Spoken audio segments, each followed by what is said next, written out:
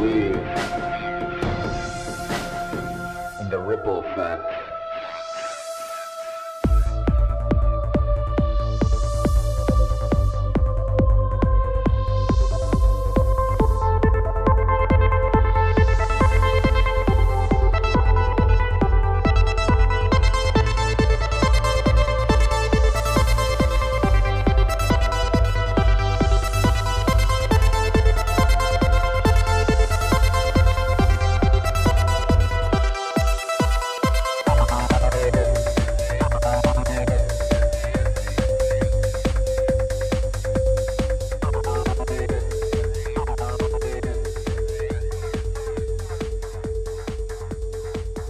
What's up? Another episode of Ripple Effect Podcast. So, of course, I'm your host, Ricardo Brandes, also known as Ricky France, and a great episode for you today. Today we have returning guest, somebody who's been on the show a few times, also been on my other show, The Union of the Unwanted, a few times. Alex Krainer. He's a researcher, thinker, author, all-around super interesting guy, and he was a perfect guest to invite on to discuss all the stuff that's going on in Eastern Europe. We talk about the bankers, we talk about China, Ukraine, Russia, US, NATO. We really go deep into the history of it all. And understanding the history is very important to help try to understand what's really going on and try to filter out all the propaganda, because we're getting plenty of propaganda from all sides. So hopefully this podcast and this conversation will help you try to figure out what's really going on. And with that said, this is a value for value podcast. If you get some value out of this conversation or any of my podcasts, please consider giving some value back. And that doesn't necessarily mean financially. If you can't support the show financially, there's ways you can help get the word out there. Review the show, rate the show, tell people about the show, share the show. That all goes a long way. And thank you everybody who's taken the time to write a positive review about the podcast on iTunes, Spotify, or any of the places you can review shows. And if you can support the show, please, if you're in a good financial spot and you can support the show and you get some value out of these shows, obviously throughout the whole 2020, a lot of people, a lot of new listeners were exposed to Ripple Effect Podcast and the work that I've been doing here. But I've been doing this for a long time. If you've been watching the show or finding the show on band.video, I'm still uploading the archives. So a couple episodes a day get uploaded. You can find shows that were recorded years ago talking about Big Pharma, talking about geopolitics, talking about all these issues that are now so important to so many of us. And I've been trying to do my best to try to get this information out there and spark thought and spark these conversations and interest in these conversations for a long time. So if you appreciate that, if you appreciate what I'm doing, please try to give some financial value back. We have a Patreon page if you want to support us there. And once a month, I do a Patreon podcast with my Patreon supporters, which basically means for as little as $1 a month, you can join me on a episode of the Ripple Effect Podcast, which I think is super cool. And then I also have a PayPal account if you want to donate that way. I have a crypto wallet if you want to send some crypto. I have a merch store, and I have recently uploaded some new logos, and I have some more coming. I have a couple artists working on a couple different ideas, but just recently, some new merch is now available thanks to a artist, Johnny Larson, who's the artist I collaborated with to help put together this binary code, transhumanism type of design. And I'll put links in the show description to Johnny Larson. So if you're looking for artists to create a album cover or artwork for a band or a podcast, please contact Johnny. Let him know you're a listener of the show, and I'm sure he'll take care of you. He does amazing work, super easy to work with, super inexpensive. You give him an idea, he knows how to bring it to life. So check out his links in the show description.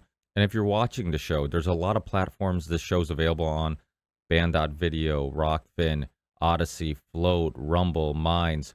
Very soon it'll be available on Iconic, Locals, Substack. But please consider listening to it on Rockfin or watching it on Rockfin. Just by picking Rockfin as your option to watch or listen to the show, you can help support the show, and also you can tip the show on Rockfin.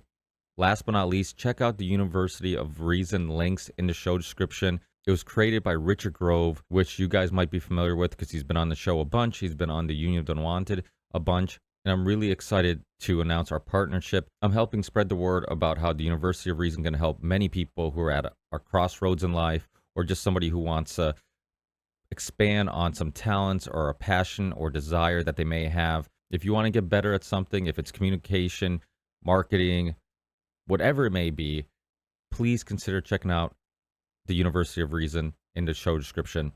So many people that I know through Richard, including Matt from Content Safe, are graduates of the University of Reason and took a talent or a passion or something that they're interested in and made it a career. So I know there's a lot of success stories, or like I said, even if you're just at a job that that's unfulfilling, you're unhappy, you're at a crossroads in life, or maybe you're looking to be a part of a community that can help you find what that thing is, what that passion may be. Maybe it's undiscovered yet, and having some guidance or having some people around you that are creative and have similar interests may help you create that community or find that thing that will take you to that fulfilling job full of purpose. So please click on the links below for the University of Reason. Often people who are telling you how to be successful haven't been successful themselves. The only thing that they've done successfully is telling people how to be successful.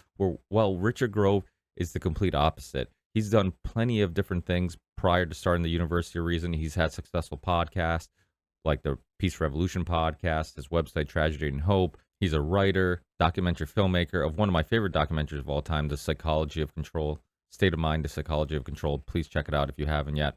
And of course, his new project, Grand Theft World, which is a great podcast, live streamed every Sunday. So definitely check out Richard. If you like what he does, if you like the way he thinks, if you think that he can help you, check out the University of Reason.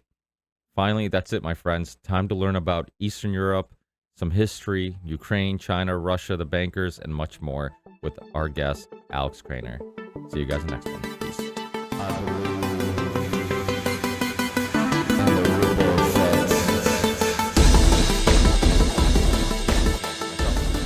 Let's get Alex's perspective on what do you think is going on?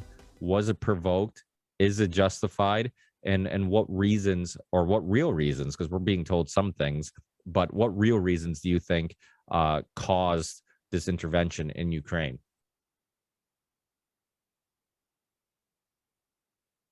You good? Yeah, so I've been observing this situation for quite a long time, and I think the situation is a lot more serious than just poking the bear. We can skip over that whole history of NATO giving the U.S. officials and British officials and German officials giving the Russians firm promises that NATO would not expand even to Eastern Germany, let alone adding 14 countries all in the direction of the Russian border. But through history, Russia has been on the receiving end of 4 different invasions by Western powers, whether it was France, whether it was Germany, whether it was the British or whoever.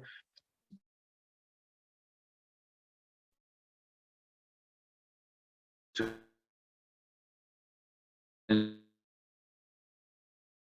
we had in the 1854, I think, the Crimea War, which was limited, but you had 100,000 British troops, 100,000 French troops, and 20,000 British, 100,000 French, 100,000 Turkish, and 20,000 British troops who invaded Crimea, and they had a big long war which cost Russians 600,000 lives, and the Russians lost it. They lost their naval base at Sevastopol.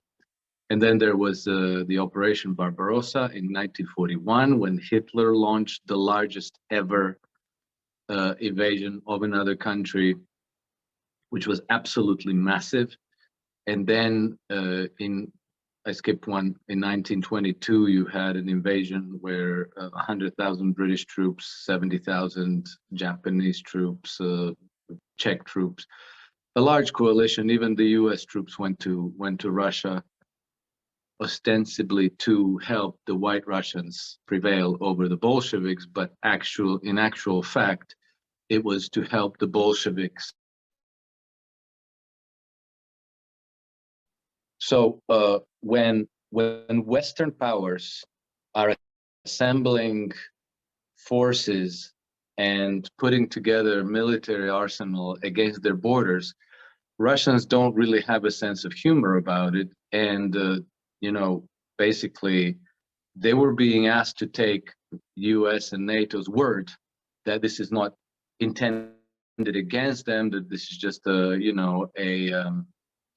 defensive alliance, and that they mean no harm to the Russians. But in fact, if you look at the parallels of what's going on in Ukraine today and what was going on in Germany 70 years ago, 80 years ago, the parallels are very, very interesting, because you have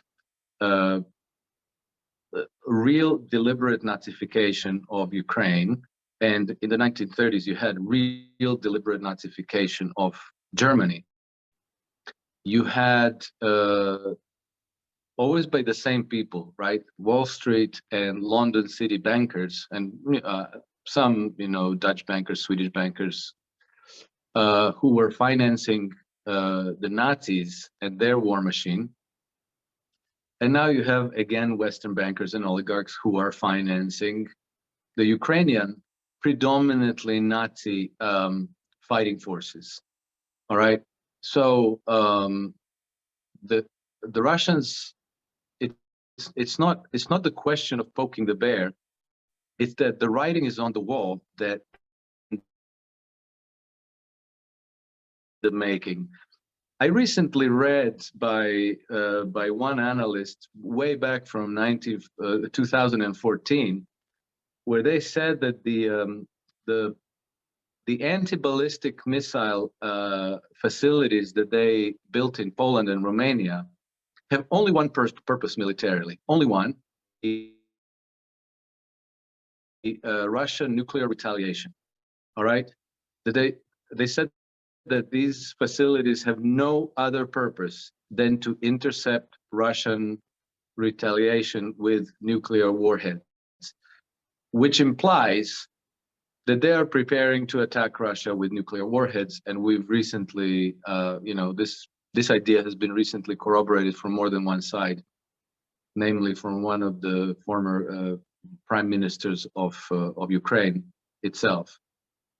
So anyway, the Russians have been complaining about this for a very long time. They have been conducting diplomatic efforts. Last December, they submitted two very detailed treaties one to NATO, one to the United States, explaining in painstaking detail what Russia's security concerns are, why they have those security concerns, and what their demands are. And one of the principal demands was that Ukraine should not ever join NATO.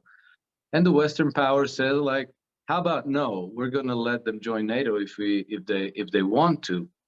But people need to understand that no nation is a monolith. So when people say Ukraine wants to join NATO, it's not quite like that. It's that you have a small oligarchy in power who have a vested interest in joining NATO. NATO should not be mistaken for some kind of a Boy Scout club military alliance. This is plain and simple protection racket. Okay, if Ukraine with its 44 million people goes in, there's going to be a lot of weapons sold, a lot of systems. It's money, it's investments. There's interest. NATO has had their military trainers in Ukraine at least since 2013, even earlier than that. They've not only been training these Nazi troops in Ukraine, they've also been training their policymakers, their diplomats, and their press representatives, so that when they climb up in front of the cameras, they know how to speak and what to say. And so this is the network seeded and funded by the West, by the United States, by the UK, and by NATO, which is propping up politicians in Ukraine who are saying, "Oh yeah, we have to join the NATO. This is essential. This is a vital interest for Ukraine." Whereas the majority of ordinary Ukrainians, nobody asked them. But I do remember in 2009 when Croatia became a member of the NATO. It's not like Croatians just realized their historical aspiration to join this wonderful club of Western nations in this strictly defensive alliance, there was years of lobbying and networking.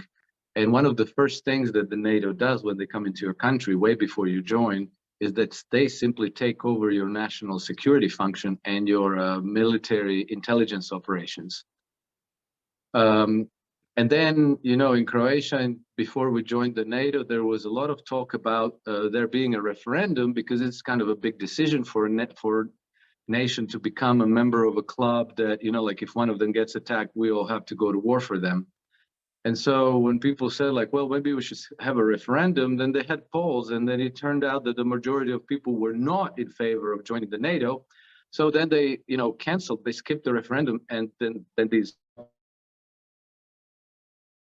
people in government simply joined on all of our behalfs. So that's, you know, that's what we're looking at in Ukraine. So it's not some kind of a nice democratic process where this free nation decides to join a military alliance because that serves their interests. No, this is a military, this is an industrial scale protection racket that once Ukraine in, their objective is eventually to orchestrate an invasion of Russia.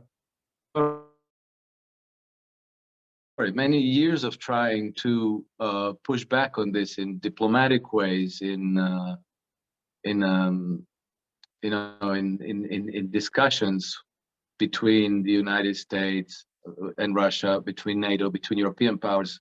The Russians were snubbed at every single opportunity, and so 2 weeks ago, they decided to go in and clean it up themselves. I must say, I was surprised this full circle. I will say another thing, because I researched in great detail how you know, how things played out in 1938 and 1939. You know, the appeasement episode. And one thing that jumps out is that Germany in 1938 was not militarily a very strong nation. So by far the strongest nation militarily at that time was France, and then Czechoslovakia. Germany had absolutely no chance against Czechoslovakia. And another major power was the Soviet Union. And they all understood exactly what Hitler was about. And the Soviets under Stalin, on more than one occasion, they were allied, okay? Soviet Union, Czechoslovakia, and France, they were allies. They were committed to aiding one another in case one of them were attacked. But they were always being asked to stand down by the British diplomacy. They were saying like, oh, no, don't go to war, don't provoke the Germans, don't mobilize your army, because that's going to be seen as a provocation. You're going to be responsible for another world war breaking out in Europe. So nobody attacked the Nazis and demilitarize Germany. Nobody dared to do it. And once that appeasement episode happened, once the Germans took over the Czech Republic and then almost immediately moved on to Poland, at that point it was too late. Now, because the Germans took over the Czech arsenal, which was massive, their military industries. And when they secured Czechoslovakia and Poland, and they secured certain alliances like Hungary and Romania and Ukraine as well, it was too late. Now Hitler was too powerful, and the invasion of Russia, everything else was minor stuff. The invasion of Russia was the major thing. So had either the French or the Czechs or the Soviets decided to disarm and demilitarize Germany, to disarm the Nazis, there never would have been World War II. And once all that happened, you have to know that the Soviets lost 27 million people in World War II. So, today the Russians really don't have the sense of humor about what's been going on in Ukraine and about this encroachment by NATO. And it's not just encroachment. NATO has been overtly, explicitly, deliberately concentrating their forces on the eastern side towards the Russian borders. Jens Stoltenberg himself says that they have tripled the amount of weaponry and troops on against the Russia's borders, and that this is the strongest concentration of Western powers since World War II, since before World War II. So, do you really think? I know you may argue that what Russia did was wrong. Go ahead. No, I was just gonna say, do you really think that it really is a possibility of eventually attacking Russia like that? I know it sounds like that's what they're strategizing for, but do you think it would eventually happen? Like they would actually, because it seems like if you have nuclear capability, there's a line that doesn't get crossed. Do you think that they would indirectly, like right now, they're like kind of indirectly affecting the country, not really with the military, but they're indirectly by, obviously all the big corporations, banks, like everybody is just coming together to ruin their economy. Wouldn't that be a more productive way of attack? Like, I almost feel like this is almost working into the hands of NATO and the US and anybody else who want to hurt the Russian government, because you're doing it and looking like you're the good guys. Where like if you had some type of military action, it would be a little harder to justify, maybe a little bit. I mean, another thing, I said this on the Union of Unwanted Monday.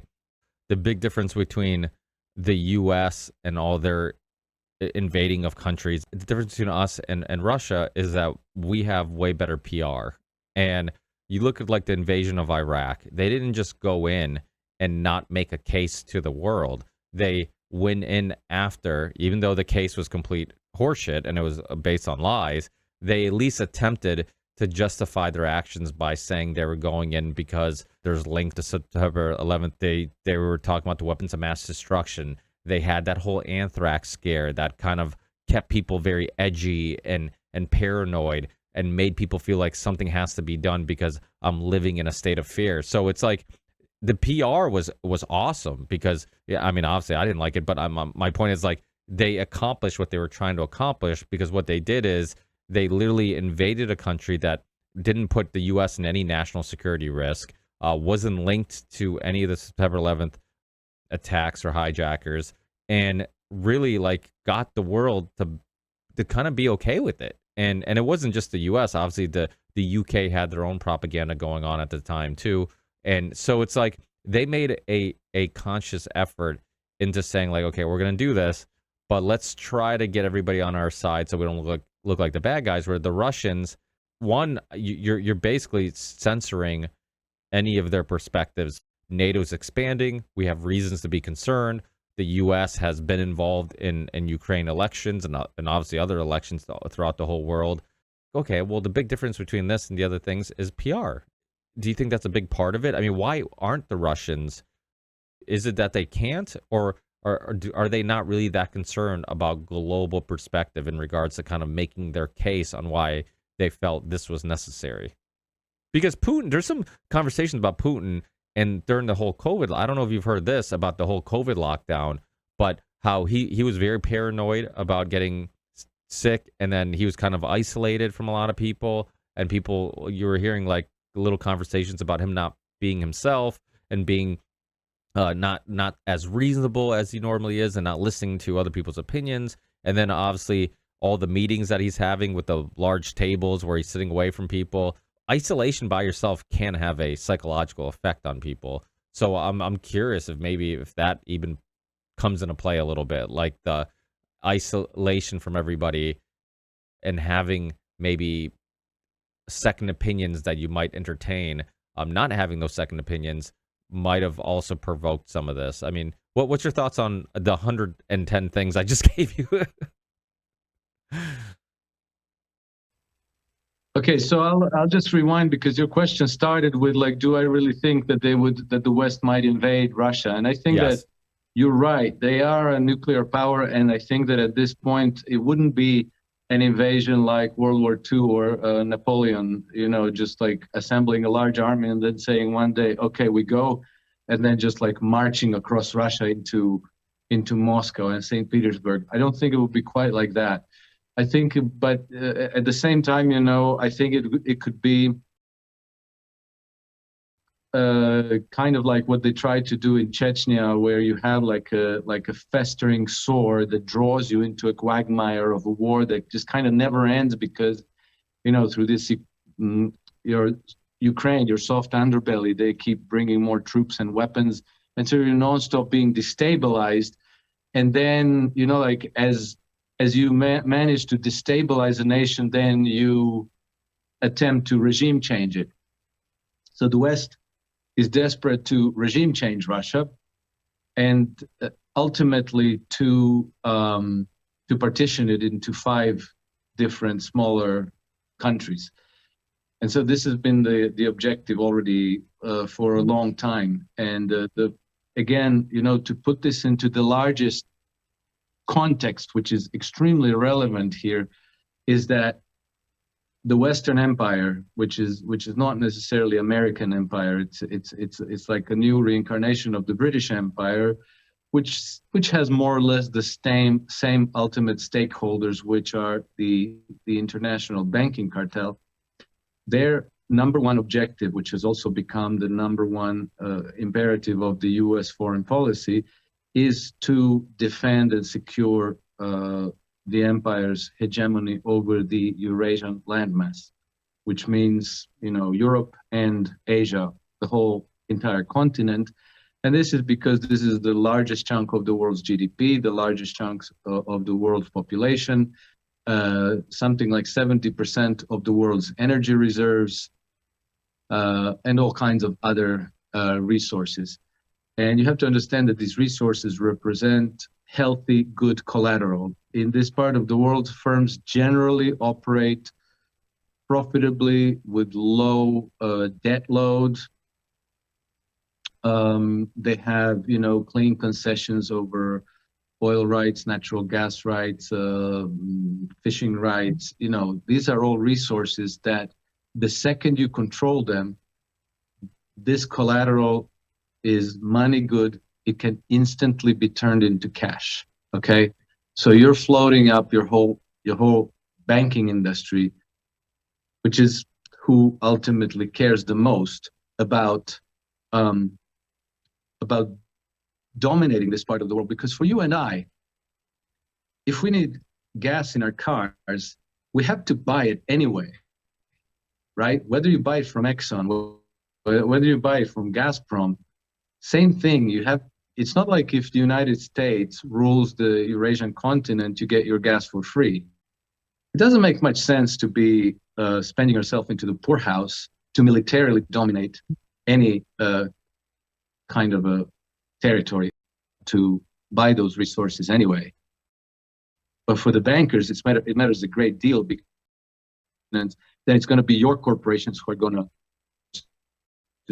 to be selling all that wealth, bringing it to the market.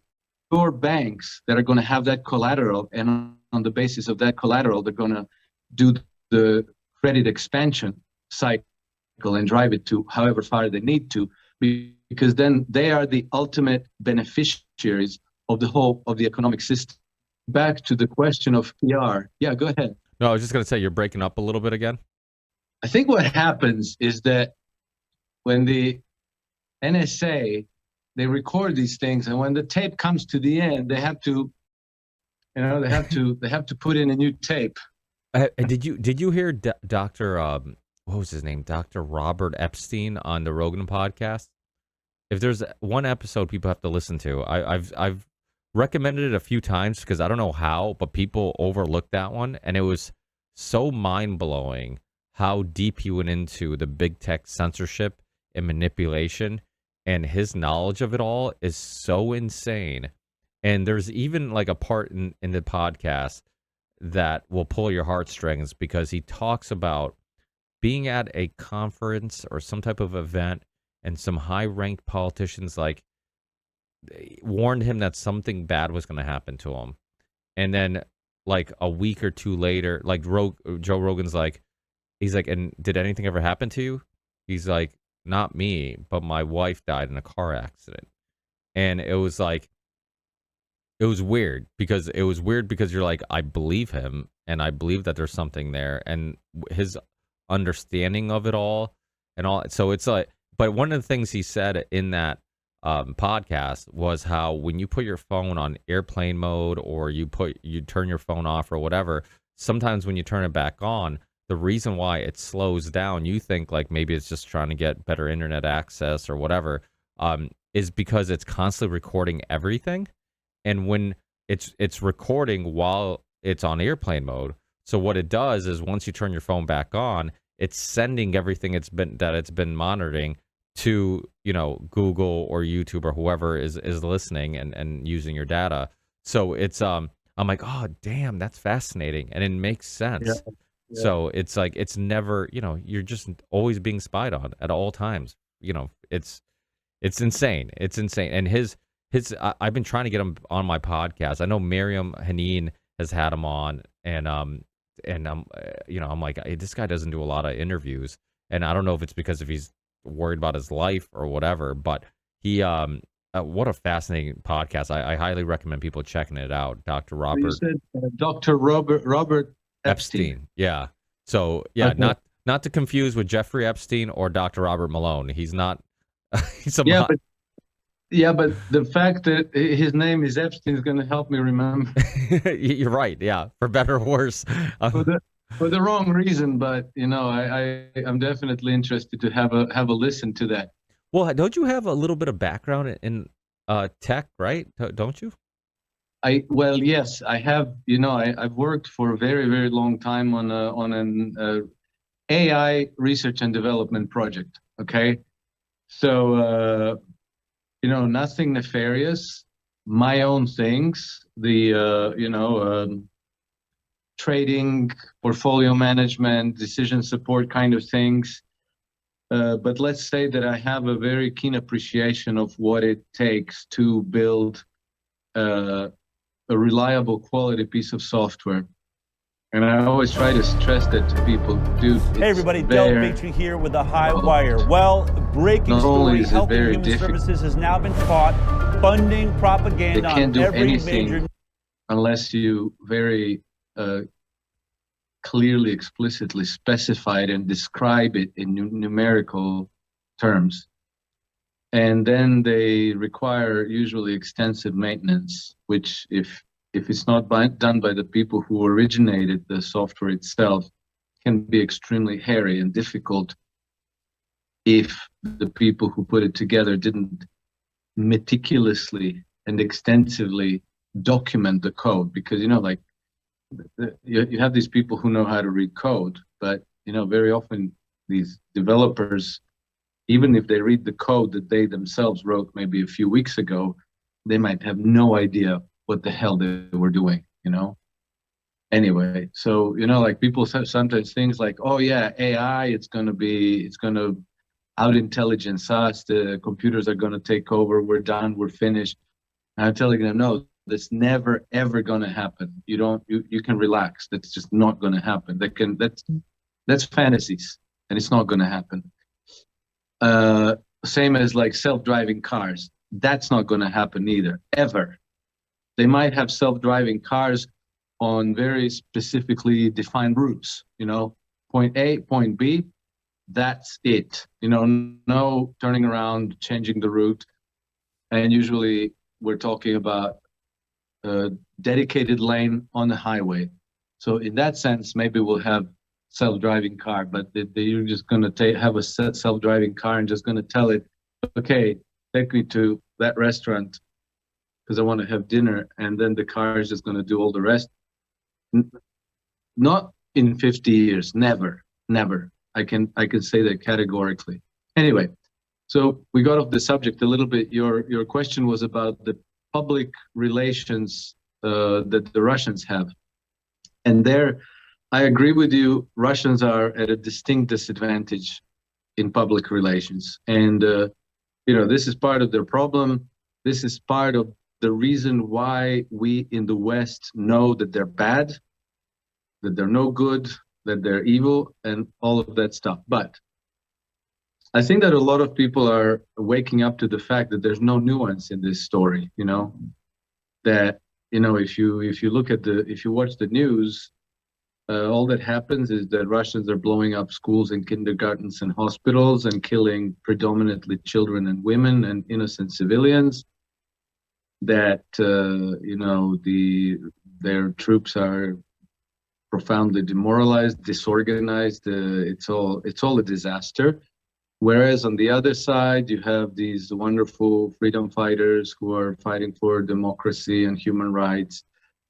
And they're giving Russians a hell of a time. They're destroying their equipment left and right. They're defeating them. They're locking them down. They're shooting down their aircraft and helicopters.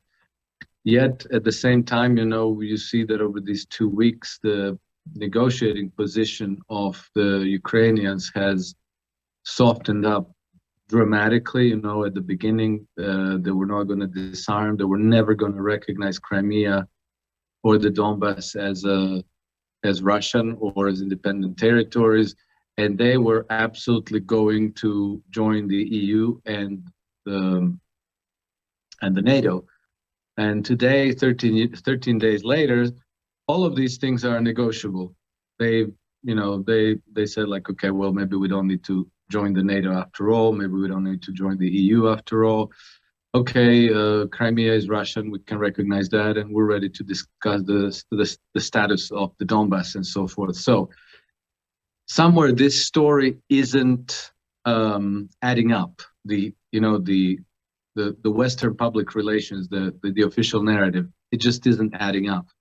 And part of another thing where you can have too much of a good thing is that there's just no way in the West that you can find a positive spin on anything Russian. And so I remember a few months ago, I was watching this lecture by one Vladimir Posner. Vladimir Posner used to be in the 90s like a media personality. He used to host some kind of a show with Phil Donahue. So he was relatively famous in the American media. He's I think originally from Russia or from Ukraine, and then made it to the United States and became a somebody here. But with the reference to both worlds. And at some point after this coup in Ukraine happened, he paid a group of researchers to go through the archives of the New York Times for 3 entire years. So it was 2015, 2016, 2017. And to try to find any story mentioning Russia where Russia is, where the story is positive towards Russia. The story portrays Russia in positive light. And they found exactly zero positive stories on Russia in all of New York Times in 3 years of their everyday publications. So, this, in the short term, I think that this can have an effect, but in the longer term, I believe that people wisen up to this. It can be that somebody is just completely irredeemably bad and evil, and there's absolutely nothing good to be said about them. And if they encounter this in their environment, in their information universe, then the next thing they think is like, well, there's a bias obviously here, and maybe we're just being lied to. And so I think that the Western public relation superiority and their media dominance maybe isn't quite as effective as they hoped that it would be, because you can see that people don't necessarily recognize the lie at the same at that moment, especially when the story is so packed with emotions and outrage, and like you see everybody reacting in a certain way, and you just kind of think like people have figured out something, and that's what it is, and that's how it is. But then when you look over longer stretches of time, you see that more and more and more people are realizing that they're being lied to. They are they're kind of gradually turning their backs on the major networks like CNBC and CNN, the most trusted name in news.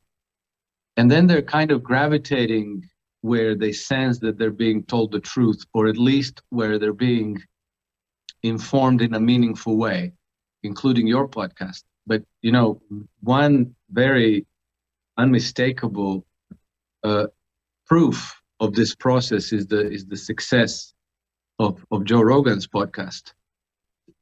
And, the fact that he gets 11 million views per average episode, whereas until this war broke out, CNN couldn't crack 1 million even on their most popular shows, tells you the whole story.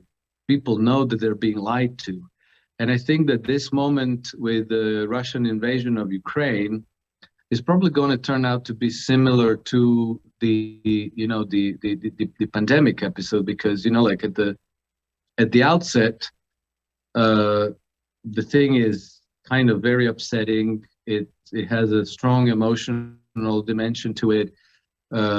It involves fear, and people react in a certain way. But then, as time goes by and as the dust settles, I think that the narrative is going to collapse. And I think that when that starts to happen, and I see it's happening quite quickly already, that the perspective that's going to emerge is going to be radically different from what we think we know about it today. And I'll tell you what I think about it, and then we'll see if time will prove me right. I think that we're witnessing the final battle for survival of the Western Empire. And when I say the Western Empire, I mean the very same one that's been colonizing the world in various forms for more than 200 years now. And it's the very empire that, creates misery at home and misery abroad, because it's just about nothing other than plunder of resources. And so it's probably going to turn out to be a shift between the unipolar world that we thought we were living in for the last 20 years and the multipolar world for which primarily Russia and China are struggling today. But I think that many countries are actually keen on seeing that multipolar world take shape, because it's kind of easier to find your way in a community of more or less equals than if you have one hegemon who tells you, well, it's going to be like this, or we're going to hurt you. The natural resource thing, I mean, is that a big part of it too? Because I forget where I was listening to where Ukraine ranks in so many of the natural resources that are important to the world, like the minerals and coal and granite and natural gas. Like, they're much richer natural resources than I ever knew or understood. Like, it's pretty amazing. I mean, I'm sure that has something to do with it too, right? No, that's absolutely true. And Ukraine economically has been a basket case ever since the Soviet Union came apart. They never recovered. They are one of the only three nations that actually lost GDP between 1991 and 2004, I think. And they are absolutely the worst economic performer in the whole world. They didn't lose just like a little bit. They lost like 35% of their GDP over those 20-some years. How can that be so much when they're so rich? I mean, I call it the natural resource curse, because it seems like every country that should be doing very well because they have they're rich in natural resources, they always seem to be doing the worst, and then countries that have very little natural resources, like the U.S., are doing well. So it's like, obviously there's a lot of reasons for that. And I mean, what causes a country that's so rich in natural resources to have such economic issues? Well, because you always have this problem with corruption, where you have an economy that's being controlled and run by a small group of oligarchs. And in every single nation in the world that gets taken over by this Western empire, the way they organize the society is by selecting a group of oligarchs who are generally just like trustee stakeholders acting on behalf of Western financial interests. In almost every case, it turns out that these oligarchs are only there as representatives of the capital that's actually backing them, and that they usually control a small part of the big wealth that people think they have, and that the actual controlling interests are Western bankers in almost every case. Like people like Soros, like the Rothschild, like the Rockefellers, and whoever they are. There's like a small number of names that comes up when you actually delve into it. And usually you don't know this because there aren't, like one time something came out kind of official in the Times of London and the BBC. I think the BBC article is still online somewhere. The one in the Times of London disappeared. But basically when Vladimir Putin arrested Khodorkovsky, the supposed owner of the Yukos oil company, then it turned out that there was a contract where if Mikhail Khodorkovsky became incapacitated or died, that then his shareholding would pass to an unnamed party, which is incredible. Like that you could draft a legal contract to an unnamed party. This is already an extremely suspicious thing. But then it turned out that the unnamed party was Jacob Rothschild, or one of the companies that he owns and controls. Well, that was scrubbed off the internet. But even just a few years ago, I found a copy of that article on the BBC website somewhere. So it might be floating around somewhere. But let's say that that's one example where this arrangement leaked out. But this is always the case. So the country ends up being sucked dry by these oligarchs who are acting on behalf of Western financial and corporate interests. And basically, they do not care at all to develop the local economy for the benefit of the local populations. They want to use local populations as desperate, destitute, cheap labor force to extract the resources that they then financialize in other markets and through their own banks. So that's why these countries like Ukraine, you name it, Afghanistan, Iraq, Congo, Angola, it's been the same model of piracy, of plunder, by the same empire for more than 200 years now. So it never creates prosperity. It always creates misery. And I think that the only exceptions to that may have been, post-World War II countries like Japan, South Korea, Germany, which maybe benefited from the U.S. Marshall Plan, favorable financing of reconstruction and development. And then, you had local democracies which were viable to the extent that they were defending, the rights of workers, that fought for a certain standard of living. And so these countries did manage to reach a good level of prosperity, but we're undoing all that now. And then so what you get is like typical third world environments like, like Brazil, like Argentina, like Venezuela, where basically you have a very small network of extremely wealthy, powerful people, and then you have a large mass of destitute people. And so that's where Ukraine is today, in spite of the fact that they're an extremely wealthy country. Well, Congo is an extremely wealthy country, and so is Venezuela, and so is Brazil, and so is Argentina. All of these countries are wealthy. They all have natural resources, but they're being plundered essentially by the West.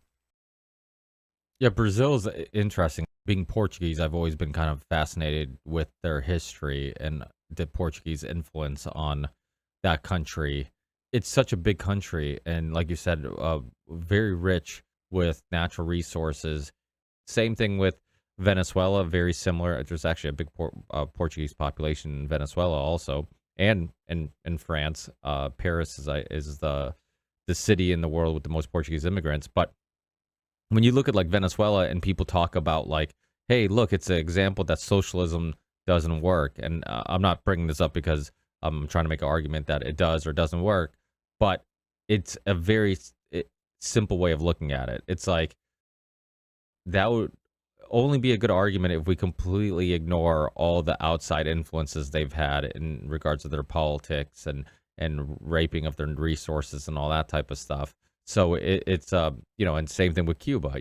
The Cuban story is very complicated. I talk to people who look at Castro as like he saved them from the greed. He might have not been a great person, but he saved them from the greedy people like what's his name, Batista, who's there before, and from the politicians and everybody who was making money from Havana and all that stuff.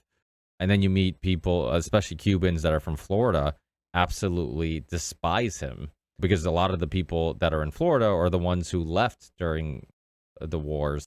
A lot of these countries, like it's so fascinating to hear all the perspectives and counting on who you're talking to and what part of the world they're from, or even if they're from that same part of the world, but they're of different ideology, then they have a completely different perspective on that historical event, which is fascinating. But it's easy to understand because in America, it's the same thing, right? That's why like history podcasts and even historical documentaries, like I always try to find the opposite narrative. It's like, okay, this seems like it all makes sense, but let me see if I can find somebody who's saying something a little different and just try to put the pieces together. I don't know if you ever heard of the book. I believe it's a book and it's also a documentary called Hellstorm, and it's basically like World War II from like German's perspective, kind of, but not like Nazi German. It's more like a German civilian's perspective. And this kind of reminds me of this because of the Russian were not painted in a very good light in this documentary because of all the German farmers and stuff like that were being raped and killed by the Soviets at the time. And to me, it was. I remember first time I saw the documentary, I'm like, wow, this is so fascinating because this is a perspective that you never see. And it's not to say that it changes your whole opinion on World War II, but I think it is important to know that there's like things are sometimes I shouldn't say sometimes, almost always more complex than meets the eye, right? Well, yeah, definitely. But I think that part of the reason why that is so is because, in the West, there's always this general bias that's applied to history almost uniformly, where we always have to be portrayed as the light fighting for the right stuff, and so occasionally something goes wrong and we do certain things badly, but always with good intentions. And the really, really bad guys are the other ones, the Germans, the Russians, the Japanese, whoever, the Muslims, the Arabs. And this is almost never really true, history is presented to us always distorted, almost in the exact degree to where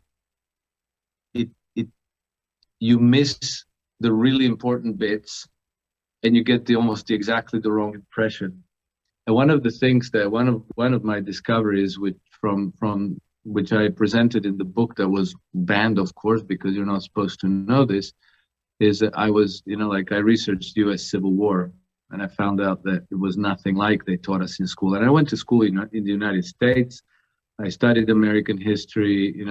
U.S. Civil War is a major part of it. We had like a whole semester on U.S. Civil War. Never ever heard any of this. So basically, the U.S. Civil War is presented as this big struggle for the abolition of slavery, and then you find out no, it was like a massive geopolitical event.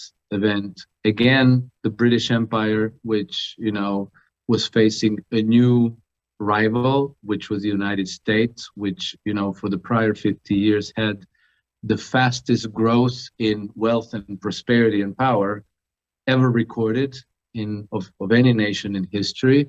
And so the British, the empires cannot tolerate rivals. And so the British thought like, okay, well, we need to cut this to size, because they're going to start challenging our hegemony over the oceans, where we rule the whole world trade. And so what they tried to do was to partition the United States, like they want to partition Russia today, and make it into two smaller nations, the South and the North, and that both of these nations would be their clients, and you can always rule them by pitting them one against the other. They go to war against one another, you finance them, and they're both in debt to you, and so you're the hegemon and they're the vassals, the classic story. And then I would further ask my American friends, like, do you know what role Russia played in the U.S. Civil War? And nobody's ever heard a damn thing. They're like, what? Russia? Our Civil War? Never. Well, it can't be just a random thing that Russia's role was just so completely purged from the curriculum, right? They had to be done deliberately. And basically, the story is that at the key point of the U.S. Civil War, the Russian Tsar Alexander II sent his fleet, his Baltic fleet to New York, and his Pacific fleet to San Francisco, where they anchored and stayed anchored for 6 months to prevent France and Britain from intervening in the U.S. Civil War on the side of the South. Okay, and this has enabled Abraham Lincoln to keep the Union from falling apart. Otherwise, the United States would be third world like Brazil and Argentina today. But this was obviously completely scrubbed from history, and the average American has absolutely no idea. And I didn't know until 4 or 5 years ago. I had no idea. You have to really kind of dig into the research and read the history books that don't really become part of the university curriculum. So if you went to school, to high school, to college, you never heard any of this. And so going back to Venezuela, I used to live in Venezuela in 1993 and 1994, before Chavez, before socialism. And I can tell you, I haven't been there recently, so I can't compare. But I can tell you that at the time I was there, it was a basket case. It was probably just like Ukraine today. 80 to 90% of the population lived below the World Bank poverty line. There were shortages of all kinds of things all the time, or you had things available, but they were only available to the wealthy few percent of the population. And most of the people lived in the slums. The salaries were insult to salaries. I had colleagues at work who were literally illiterate, who literally could not read or write.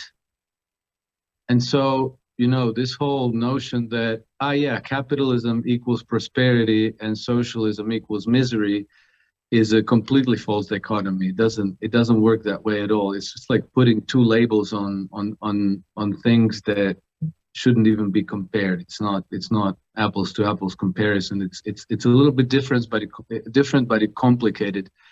And these labels, socialism, capitalism, should be completely removed from the debate so that people can focus their attention on how the actual economic system works.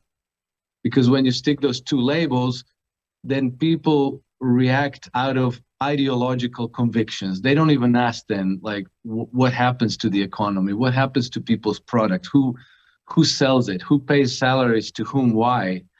How does the government intervene into the economy?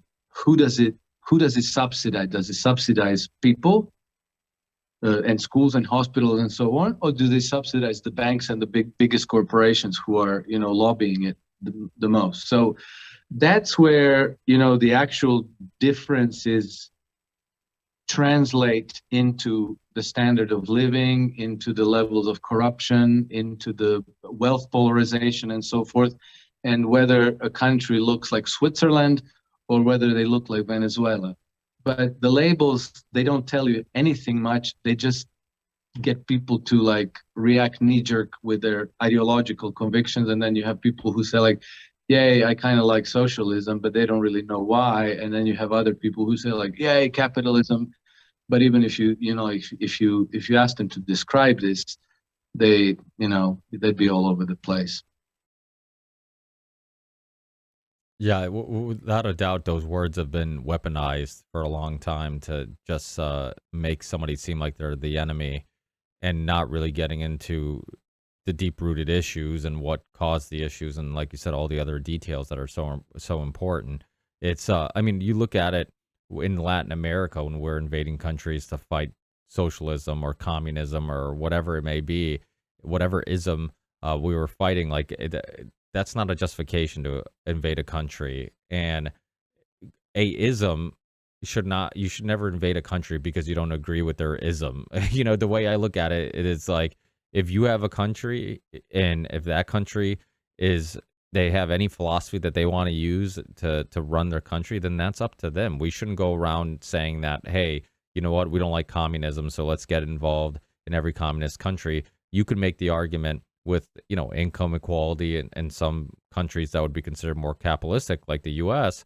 You'd be like, oh, okay, well, let's have a foreign country invade us and get involved in our politics because capitalism has obviously created this incredible income equality, right? It's just like, it doesn't make sense. You can't justify getting involved, which means that most likely they're lying to you. They're really going for other reasons and whatnot. No, not even most likely. They're lying to you definitely, because if they told you the truth about why they went to this and that country, you wouldn't consent. People wouldn't send their sons and daughters. People wouldn't sign up voluntarily. So, you tell them that you're fighting for freedom and democracy, then people say like, oh yeah, like I'll fight for that. That's good stuff. But if you tell them that we're fighting for resources and these other countries have them, people wouldn't. They simply wouldn't. So obviously, the people who are really in power, they have to lie. They have to create false pretexts and false narratives, and they have it's not complicated. Saddam Hussein didn't have weapons of mass destruction, and Colin Powell knew that. Condoleezza Rice knew that. They were lying deliberately. Tony Blair lied deliberately. He knew that there were no weapons of mass destruction, and there was no chance that Saddam could launch something that would be hitting London in 45 minutes. But, JP Morgan and a consortium of Western banks went in and they mortgaged Iraqi oil reserves. And this was more than $2 billion worth of collateral for them. And, when everything was done and when Tony Blair resigned, came to the end of his term, he was hired by JP Morgan on a salary of $5 million per year to give them advice. What kind of advice, I don't know. But, at the, when you, in the final analysis, the conquest is always always driven by the financiers.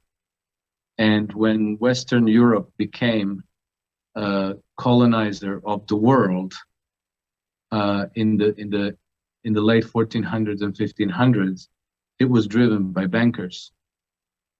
Okay, it was driven by the Venetian bankers, by Swiss and German bankers, and by Dutch bankers. The Spanish Queen Ferdinand and Isabella, they were like two little nobodies of very modest means. They were financed by the bankers, made them king and queen of Spain, and then they, funded all these expeditions to the New World because somehow they found out that they were just packed with gold and silver.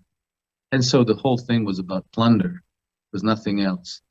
And the same thing is going on today, but the narratives are crafted by, very clever, very talented people, hundreds of think tanks who think up these, stories of worthy causes that we're fighting for. You constantly hear about our values and all this, but that's all just to engineer consent, nothing more. The thing that I want to end it with, because I found it interesting, this whole idea of, well, two things actually. I wanted your opinions on the Nazi thing, because you're hearing a lot of the Nazis in Ukraine, and then you hear some people say that it's a small minority and it's being blown out of proportion. So I find that kind of interesting and hard to kind of figure out what that's all about. And also the other thing you said previously about separating the Russia into 5 different territories or 5 different countries, which kind of reminds me of that book, and actually it became a Amazon Prime series, The Man in the High Castle. When the Germans and the Japanese separated the U.S. in 2 different territories, and one had control of one had control of the other. Would that be something similar that they would want to accomplish in Russia, separated in smaller territories that they? I mean, it kind of reminds me of the Sykes-Picot Agreement. After World War I, the fall of the Ottoman Empire, when they kind of carved up the Middle East in little countries, and the French said, hey, we'll have influence here, and the British said we'll have influence there. Is that ideally what they would like to happen? Yes, that's absolutely it, because as you saw with Afghanistan, you had the world's most powerful military ever take over Afghanistan in 2001, and after 20 years they had to evacuate, and they were defeated basically by a bunch of goat herders in flip-flops using World War II weaponry. And this is this is not to take the piss of U.S. military, but controlling such large territory militarily is just not possible. It took the longest time for the U.S. military to even have control of the 5-mile, no, maybe not, maybe a bit longer, but the road between Baghdad airport and the city itself, and so to control a large territory like the Eurasian landmass by military means is absolutely impossible. So what you do instead is you carve it up into these rival political entities, and you keep strong diplomatic ties with all of them, but you kind of keep them all kind of in the perpetual state of rivalry and pitted one against the others. The British controlled India, and when they left, India was partitioned, India and Pakistan, the Hindu part and the Muslim part, and they are, and then there's that Kashmir where they're always, then you have China and Taiwan, you have China, Hong Kong, then you have rivalry between Greece and Turkey, Syria and Jordan. It's like all over the place. Everywhere you have these rival powers, and there's always issues that can easily detonate some kind of a conflict. And that's the way. And like when these countries get into a little war, then they have trouble funding their budgets, right? They need loans, they need help from the World Bank and from the IMF. So they're constantly struggling one against the other. They're constantly in need for funding, and you control them by that means. And you say like, well, okay, like we're going to loan you a couple of $1 billion, but maybe we need to, maybe we need some oil concessions, maybe we need some uranium concessions, maybe, whatever it is that, they have and that you need, because these people actually send surveyors into nations who make very detailed tallies of the resources that these countries have. They know practically in detail the reserves of what they have, what kind of firms they have, what kind of facilities are available for development and so forth. So this is all done for real. And because of the impossibility of controlling these things militarily, then you control them by this dirty secret diplomacy.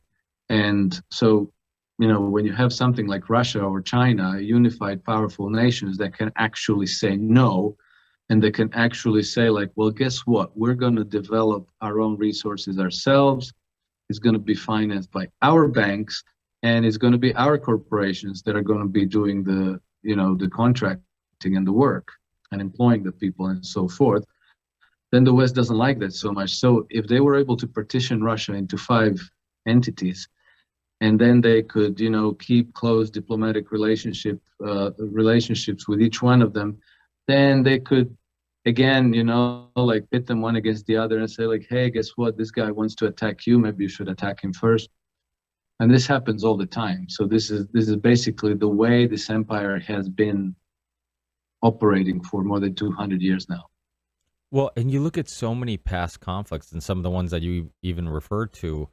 When you dig deep into it, you find out that there's almost no what seems to be an internal conflict like North Korea and South Korea. There's no conflict that the Soviets and the U.S. wasn't some way involved in, right? They would every war seems to be a U.S.-Soviet proxy war. There's always like one's funding one side, the other one's funding the other side. You saw that with Korea. You saw that obviously in Afghanistan. You see it all over throughout history where it's just like, they're indirectly involved by, giving weapons or funds or some type of support to one side, and probably making the conflict worse, or sometimes even initiating it.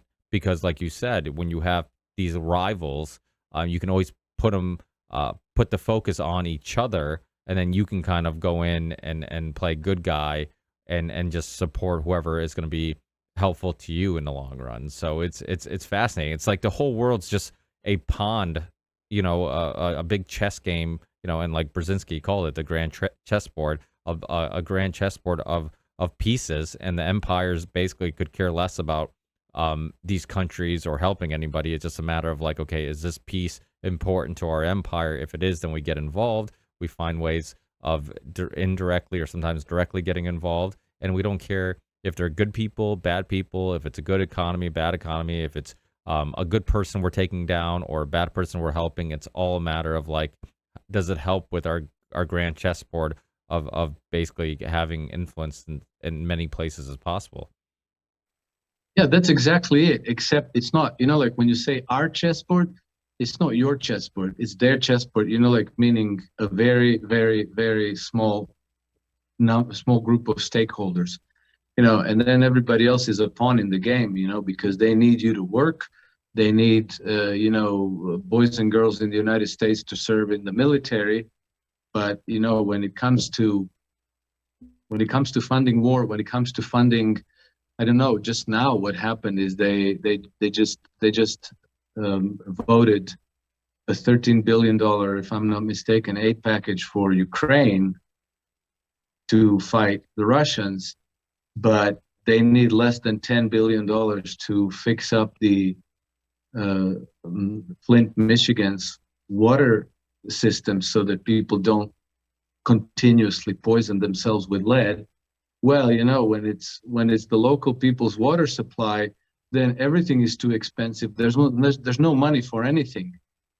But the same taxpayers' money, when the question is funding the war between Ukraine and Russia, hey, no problem, we got the money. It's on its way. You know, the weapons are on their way. Money is on its way. Military instructors, whatever you need, you got it. Fixing up the roads, fixing up the water systems for the people who actually pay the taxes. It's always too expensive. There's never money for that. Yeah, Bernie Sanders said it once, and he's so right. Like, people always ask him because he has all these ideas, and people are always like, "How are you going to pay for this? How are you going to pay for that?" And he's like, nobody ever asks how we're going to pay for the next war, and it's so true. Exactly. Like, you know, it's so fascinating because it's like, oh yeah, free college, you know, seems completely crazy. Who's going to pay for that? But then it's like we can get involved with conflicts all over the world, dropping bombs, and I mean, as you know just as well as I do, a lot of these prices of things are completely inflated because there's no competition, and these companies can basically charge what they want. So it's like you're paying millions and billions of dollars for bombs and drones and bases all over the world, and nobody ever asks, like, how are we paying for all this? You know, it's just, it's insane. It's crazy how they'll use we don't have enough money when it comes down to anything that actually helps us domestically.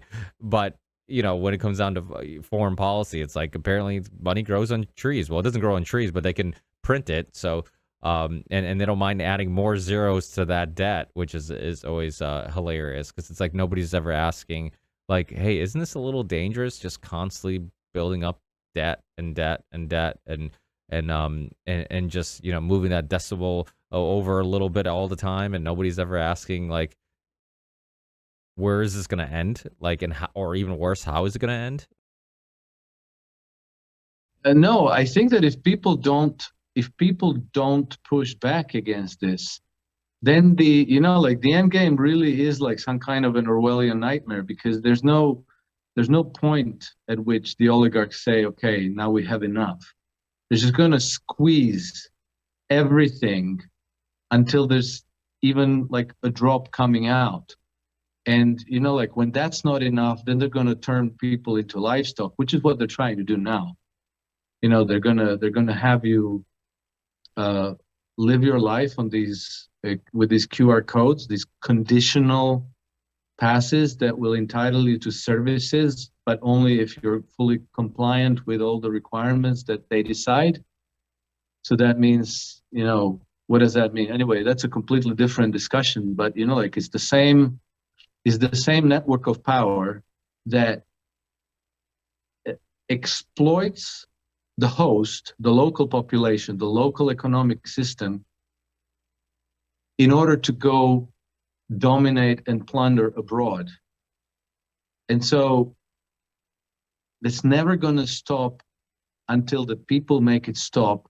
But in order for them to make it stop, they have to understand what is being done to them, not always jump and say like, oh, Saddam Hussein is evil, we have to go and kill him. Vladimir Putin is evil, we have to go and kill him. Bashar al-Assad, you know, like they're always showing these boogeymen and getting whipped into fervor to go and fight in another war and another one and another war. And people think like, oh, we're doing a good thing by, you know, taking Saddam Hussein and Gaddafi and Slobodan Milosevic. And, you know, now it's Vladimir Putin. But, you know, like if Vladimir Putin goes down, there's going to be another one, because, you know, the war is on nonstop all the time.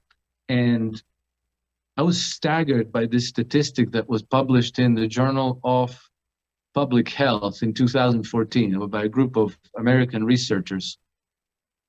And basically they tallied up all the wars that had happened in the world between 1946 and 2003. And they found that the United States had initiated more than 80% of all those wars. Okay, more than 80% of them. So, what's the explanation? There's got to be an explanation, because if you look at it on a case-by-case basis, if you ask people on the street today, what they think about Vladimir Putin, they're going to tell you, he's a bad guy, we need to stop him, somebody needs to stop him, blah, blah, blah. If you rewind the clock a few years, it was Bashar al-Assad, and then a year before that, it was Gaddafi in Libya, and then before that, it was Saddam Hussein, and before that, it was the Taliban in Afghanistan, and before that, it was Slobodan Milosevic. It's always somebody, and the reasons keep shifting, but the thing that is constant is war.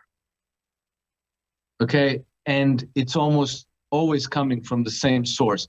And it's not the American people, because if you look at the American elections, American people keep voting in people who tell them that they're going to stop the war.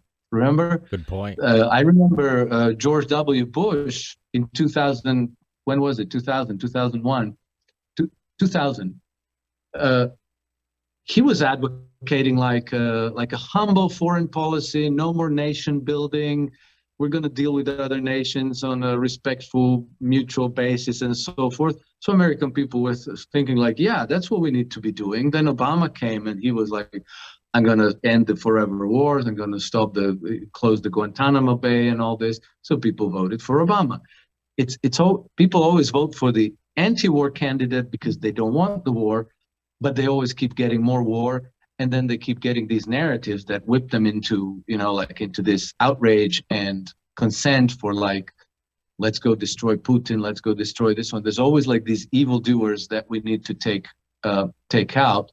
But, the reality is something different, and it's never going to stop until the people make it stop. But they need to do the work of uncovering the truth, uncovering who's really oppressing them, because it's not the Russians and it's not the Chinese and it's not the Muslims or whoever at the moment is the culprit. It's the people in Wall Street and their agents in Washington, D.C. and in the city of London. So, they say that the price of liberty is eternal vigilance. And I think that this whole PR machinery that we were talking about before, and the media entertainment complex exactly is there for the purpose of distracting the people, the misinforming them,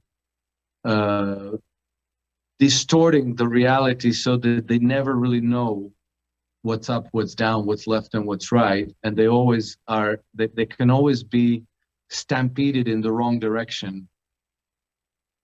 And so I think that we need to transcend this period of history when we were just the dupes of the elites, and always doing their bidding with with our own blood and treasures for their own benefit. Another thing that's fascinating is I'm sure some people haven't seen this, but if you look at the graph of military spending, we're first, and the next 9 countries together, including some of these world powers, all of them combined isn't as much as the U.S. So you have China, Russia, all these countries combined don't spend as much in military and defense as the U.S. does. And so it's a lot of times when they tell you this is for national security reasons or whatever, it's horseshit. I think it was 2018 or 2019, somewhere before 2020. Maybe even longer ago. I remember a survey that was going around where they were asking people of other countries, if somebody invaded your country, who do you think would be the first country to do it? And the U.S. was they won by far. People thought if somebody was going to invade us, U.S. was the most likely country to do it. I mean, it kind of tells you how great of a PR job they've done, because now it's we're the good guys. And at one point, we had this reputation of we were the invaders. We were doing what Russia's doing, and we were the ones who everybody was afraid of because of that history. And now that history seems to be forgotten, and we're over here pointing the finger as do what I say, not what I do type thing. It's so silly.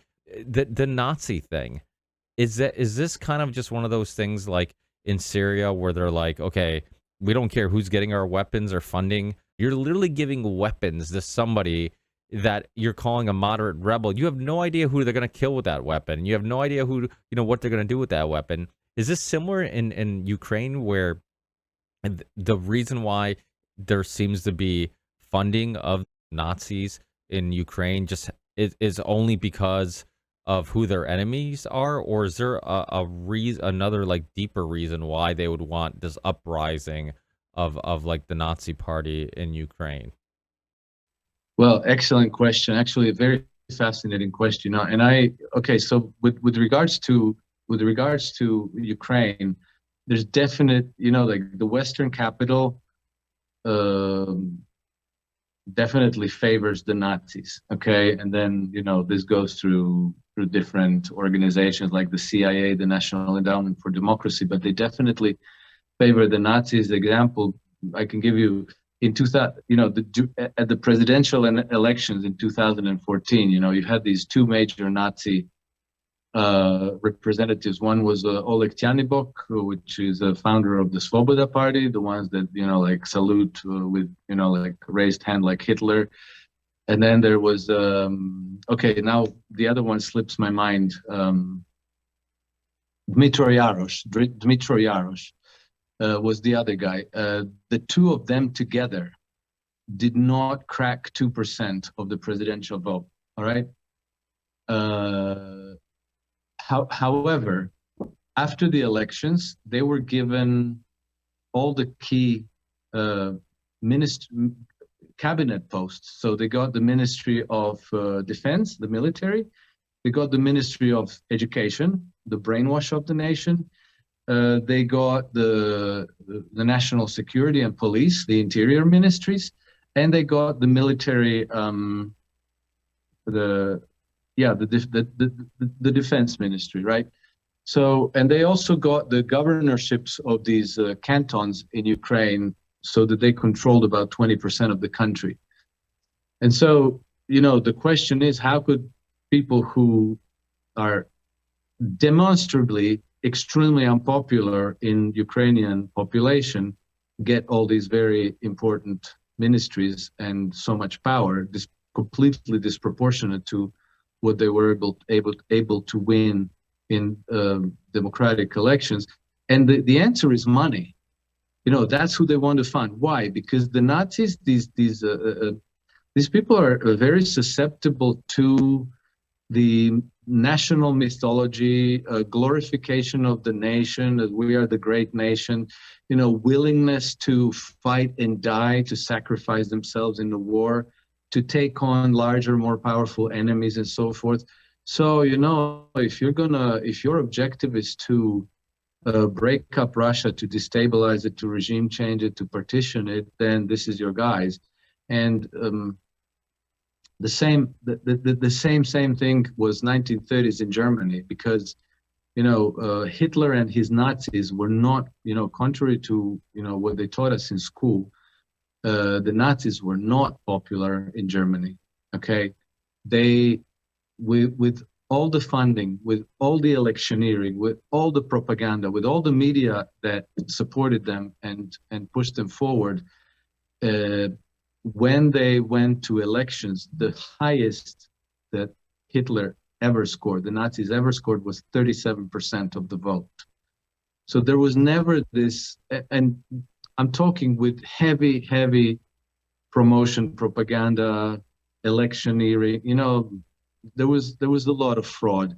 There was a lot of people killed. Like there was this reign of terror against the opponents.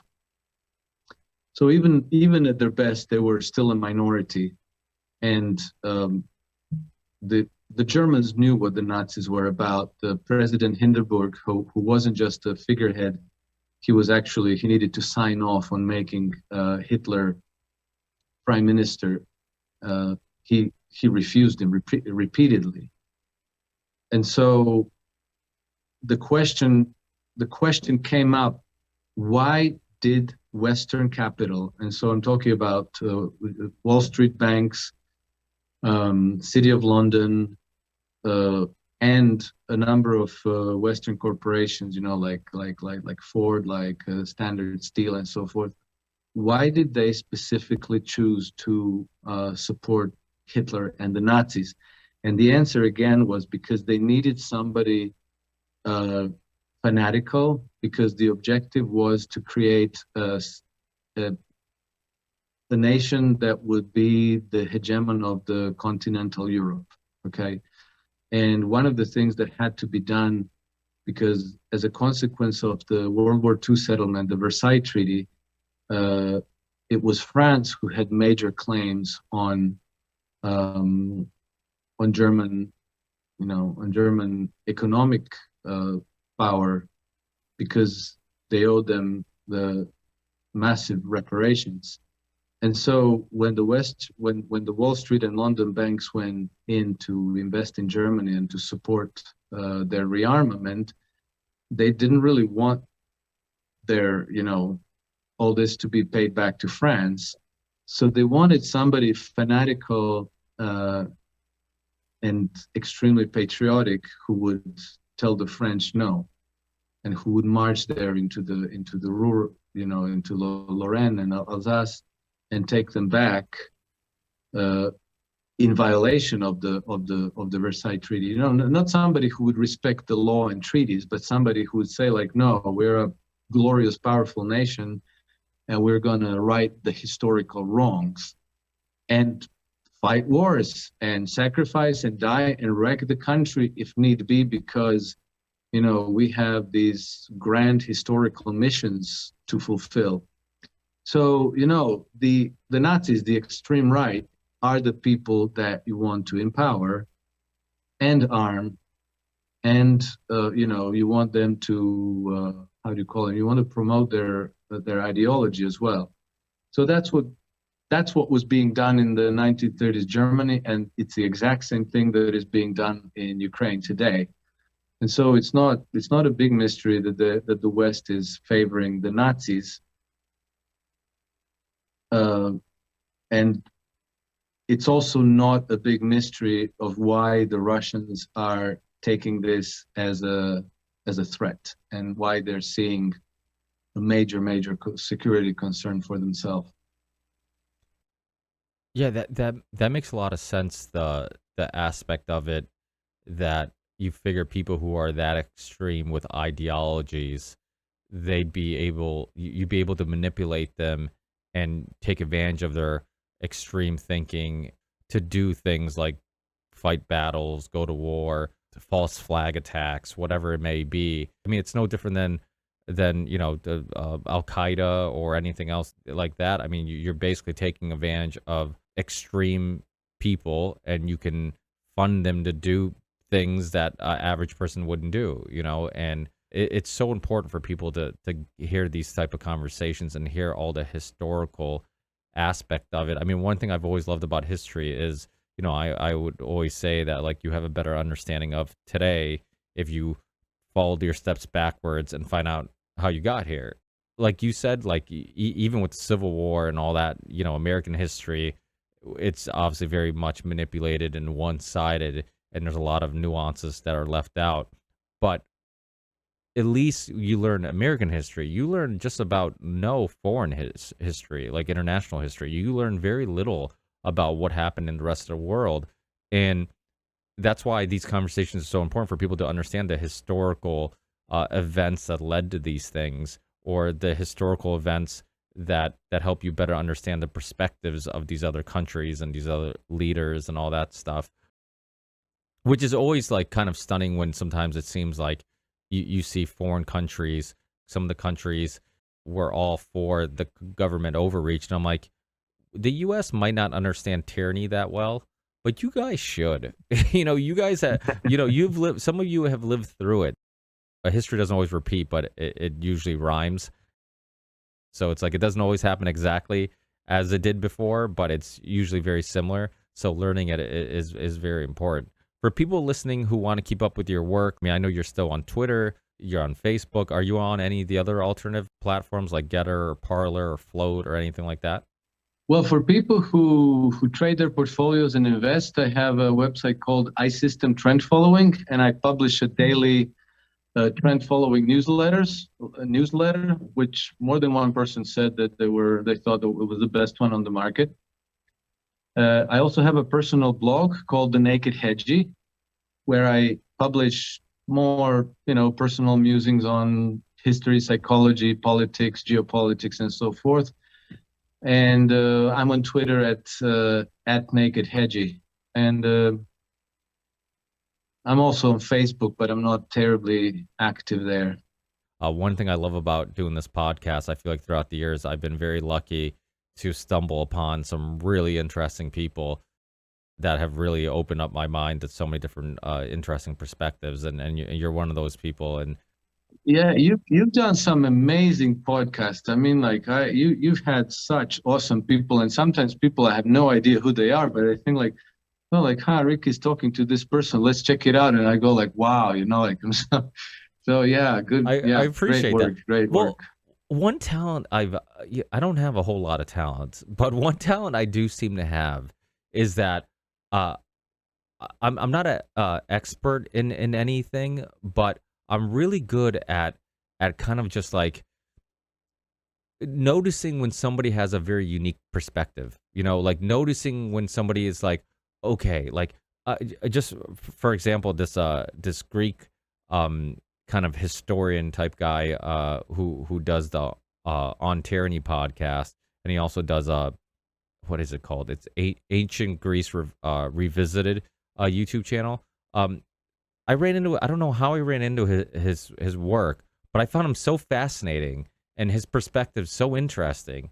I'm like, I got to have this guy on, and I love people like that. I love people who, like I had Dr. Tom Cowan is pretty well known now, but when I had him on the first time years ago, he was very unknown in the alternative media. Like he got a lot of attraction because of his perspectives on viruses and stuff like that, because that was the topic of our basically of the day for the last 2 years was viruses and how they work and all that stuff. But previously, before that, I remember hearing him, and he just like turned what I thought I understood upside down, and I love that about people. Like, I love people who just make me rethink everything, and I'm like that with nutrition and that's how I got into like the keto diet. That's how I got into all these other alternative perspectives on nutrition, because I'm like, wait, I grew up with the food pyramid saying I should eat mostly carbs, and you're saying that we should be eating mostly fats and protein, and I'm like, this makes way more sense when you think about like hunting and killing and the way we probably survived throughout all these years.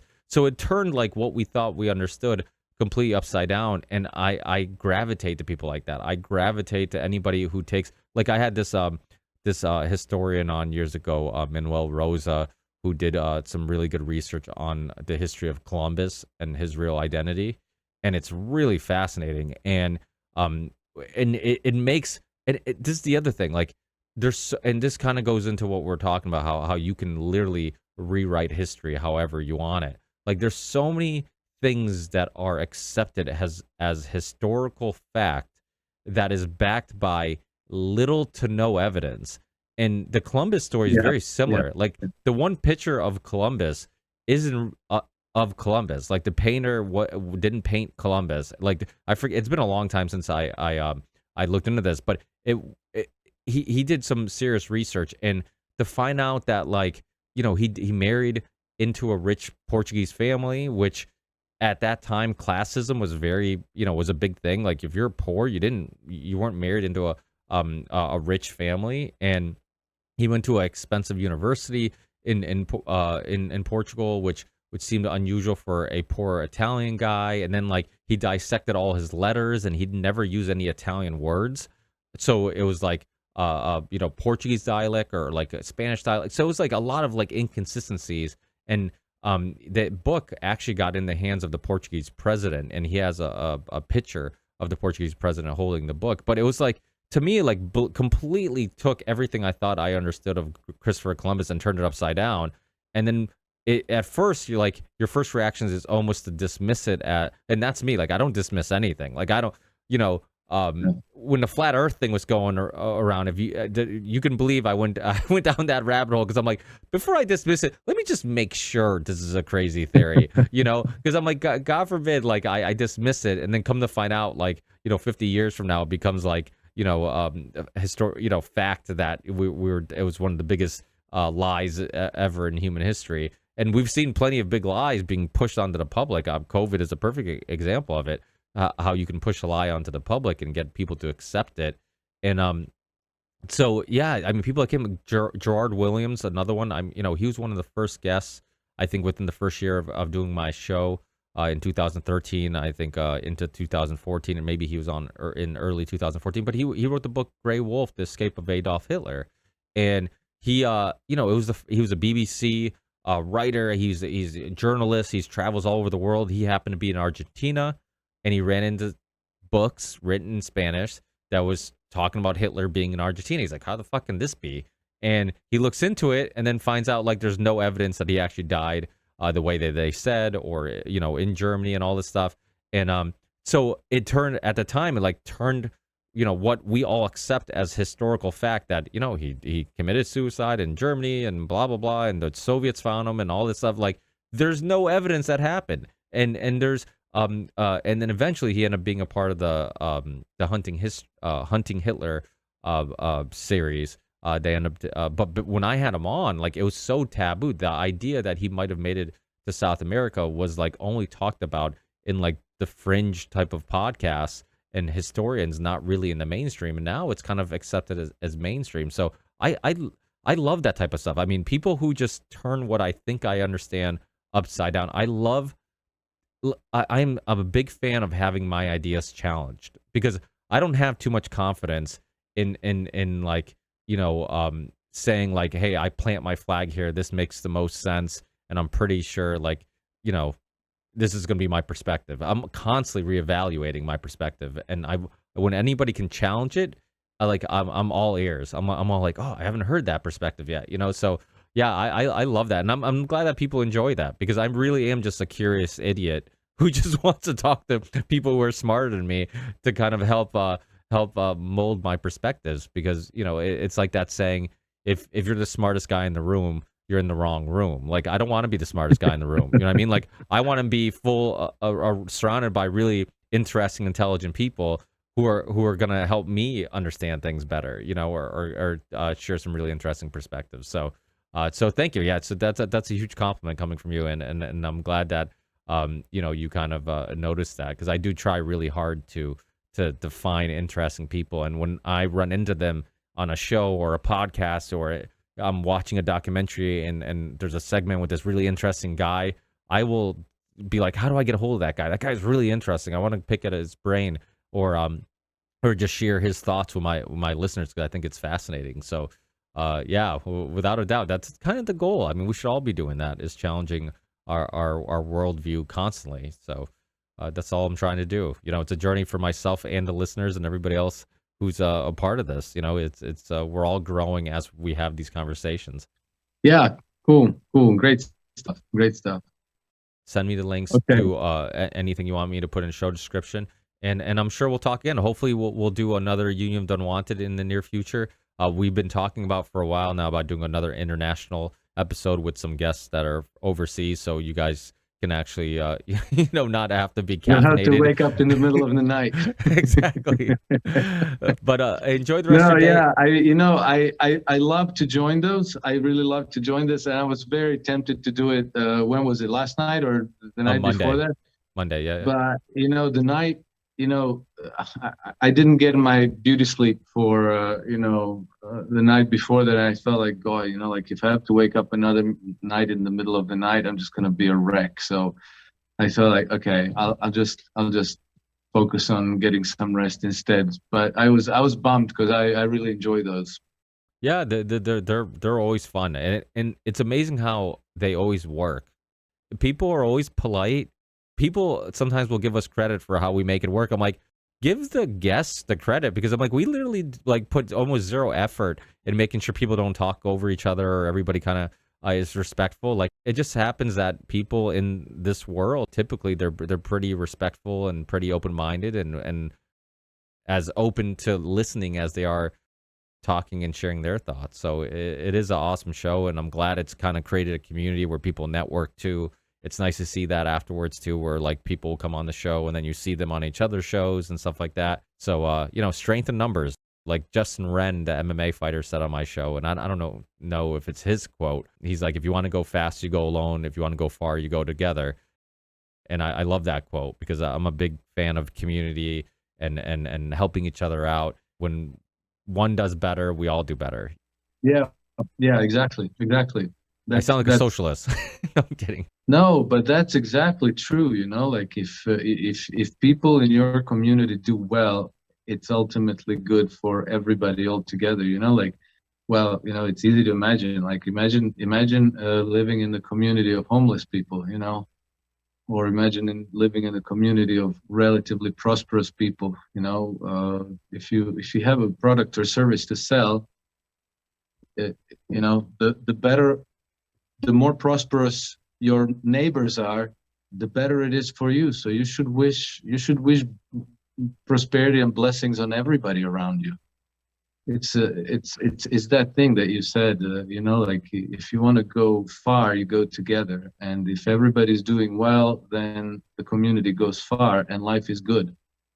That's always been my little argument with capitalism a little bit, is it kind of provokes people to be a little bit more selfish and less concerned about community. You can't really blame capitalism for that, but it's more like a American ideology that kind of gets pushed on people. It's like you look after yourself. Yeah. It's this neoliberal. I don't think it's particularly American either, other than like that you had some American, like Milton Friedman and these academic ideologues who somehow managed to foist this nonsense on us that like if everybody was as selfish and ruthless as they knew how to be, then that by some black magic was actually leading to best outcomes for everybody, which is absurd on its face. But the academia can really convince itself of absurdity and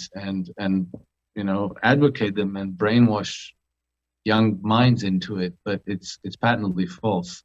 That's kind of one of the things I miss from Europe. It's nice to be in like a Portuguese community here because there's still some of that European inspiration in the way we live in regards to just putting emphasis on family and friends and spending time with each other and Yep. being, because in Portugal, for example, the average income and a salary is very low. I mean, they don't have material things, but they take 2-hour lunches and they drink and they laugh and quality of life is good generally.